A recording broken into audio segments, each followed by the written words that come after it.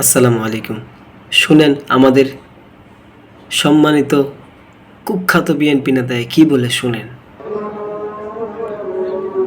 হুজুরে কই আসলেন না কেন? আমি 5 মিনিট পরে আজানটা দিতে। শুনছেন কি কইছে?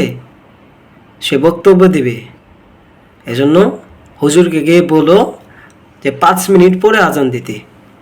চিন্তা করছেন না তার বক্তব্যটা কি পরিমাণ গুরুত্ব, যে আল্লাহ তাআলার আজানটা দিবে, আল্লাহ তাআলা ডাকতেছে, সেই আজানটা মানুষের কাছে পৌঁছে দিবে, সেটা এখন দেওয়া যাবে না।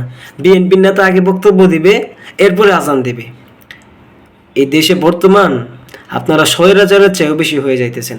আমি নিজে একজন বিএনপিকে সাপোর্ট করি, আমার 14 গোষ্ঠী বিএনপি করে, তবুও বিএনপির বিরুদ্ধে কথা বলতে একটুও দ্বিধাবোধ করব না। যদি আমার আল্লাহর বিরুদ্ধে যাই, যদি আমার রসুলের বিরুদ্ধে যাই, তাহলে আমি এক বিন্দু পরিমাণ দ্বিধাবোধ করব না হক কথা বলতে, আপনি যাই হন না কেন।